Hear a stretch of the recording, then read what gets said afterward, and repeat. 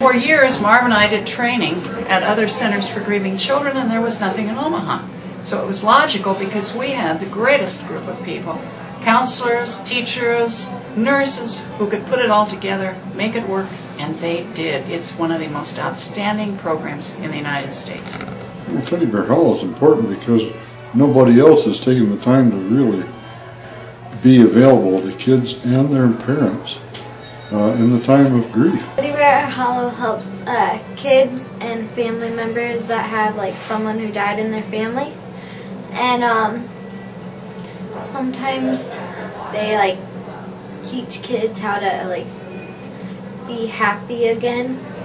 Teddy Bear Hollow is about finding caring, loving, supportive hope and information from others who have been through the same experience or who care about grieving people.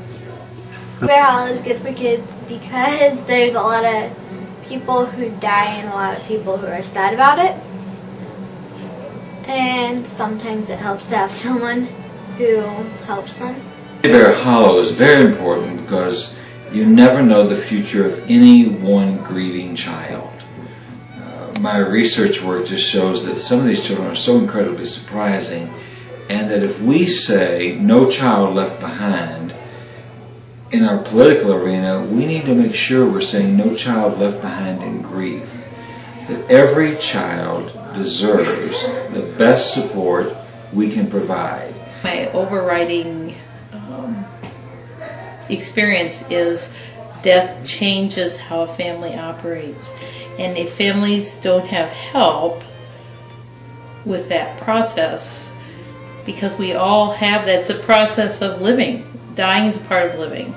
And we've moved away from that in the post-industrial modern era. We bring families that have been grieving the loss of a loved one. We bring them together for what we call Tinsel and Tears and Holiday Hope. And we do memory activities to commemorate the person who's passed away. We planted crocus bulbs. They decorated flower pots, and we filled them with dirt and planted crocus bulbs. And they will water them and care for them, and the bulbs will bloom after Christmas. And then we had lunch, and then we had a magician come. He was really funny. He happens to also be a balloon artist, and he's still up in front making balloon hats for the kids.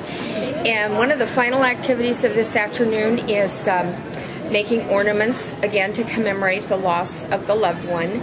And we have a big memory tree that we put at a shopping center through the holidays. And these ornaments can hang on the memory tree in memory of the person who's died, or the families can take them home, put them on their own tree if they would prefer to do that. And we've done that for several years. And the final activity of the day is a candle lighting. We have a very beautiful song about lighting a candle in memory of a loved one. And we actually, even with all these children, do have candles, real candles. And the flames burn, and we darken the room, and we play this song. And that's kind of the end of the day. But it's a really nice family together day during the holidays where the only thing we do is come and be together and have fun. So that's what you see going on behind us. Right now they're working on ornaments, and it's been pretty bedlamy, but it's you can pan over here at this table where they're picking up ornaments and tinsel and glitter and glue. It is not a tidy day. It gets very, very sticky and cluttery and noisy, and it's all kinds of fun. And the kids all seem to leave better for it. And the families all say the kids feel better at the end of this day. Okay, everybody, it's your special person that you lost and why you're here doing ornaments. So who wants to talk to him? Oh, I do. You do. How old are you? 8. 8. Okay, you tell him why you're here. I'm here because my dad died. How did he die? Liver cancer. How long ago? July. July. So this will be your first Christmas without him, huh? So it's very special that you have these special ornaments to remember him. But I bet you wouldn't forget him anyway, would you? No. Tell him your name and how old you are. I'm Josh. My name's 12. My name's 12. That's good, Josh. Does it help to come to something like this? Yeah. Yeah? Sometimes. Does it make you a little sad? Sometimes.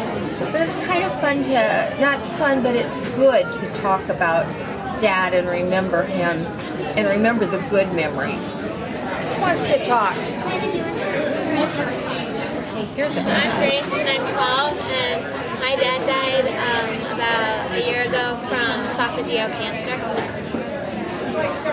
Is this your first Christmas without him? No, second. So have you been coming here a while, or is this your first time here? This is my second time. I went to Teddy Bear Hollow in the springtime. When I leave here and go home, I'm most proud not only of the probably more than 2,000 children and family members we have served and helped and supported and got on the way, but especially proud of the passion of the volunteers, the board, the people who design all this and put it together. I just had the information. Everyone else did the hard work.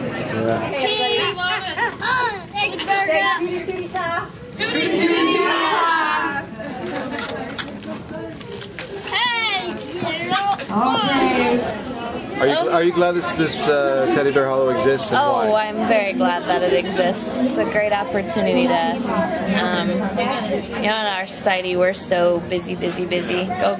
It's just a good opportunity to stop and spend some focused time processing grief, because it's a process and it's a journey, and I think it's really good for my kids to be able to just take some time and focus missing their dad. What a day like this encourages me to think as well as Grace.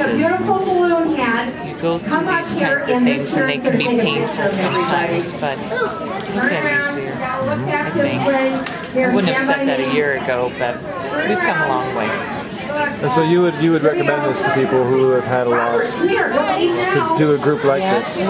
When you're ready. When you're ready. And when you feel like your children are ready. Because I didn't think Grace and I, my daughter and I, were ready last Christmas, because her father died about 16 months ago. But we're ready this year to face it with some help. Making a memorable movie of all the balloon hats. These are a memory wreaths, and we made these to remember the person that we love that has died. And in our case, it's my mom, Dave's grandma, and she died in May. And so we decorated ours. I decorated mine with a green snowman, and she always liked the little acorns. So. And I dressed my teddy up. What'd you put on yours? A teddy bear? A teddy bear and a tree. A teddy bear, teddy. Wow. Cool. Mom's favorite color was green, so I tried to put a lot of green on mine. Teddy Bear Hollow means to me a guiding light in the midst of incredible darkness. I'd never heard of Teddy Bear Hollow before my husband died, and I found them to be just what my children needed, just what I needed. They were the biggest help of anything, and I can't imagine not having a place for my children to go where they can be with other kids and where everyone understands and where everyone gets it. I got involved in Teddy Bear Hollow because I was a hospice social worker, and we said we need to do something for the kids. Now that's on a professional level. On a personal level, my dad died when I was 15, and I was in a good Catholic school. He died in the summer between my freshman and sophomore year, and when I went back to school, even though the nuns had come to the funeral and they'd, sent the mass cards, everything in my world looked totally different. But everything in the school world was not changed. And so I found that as a teenager unthinkable. It didn't fit together.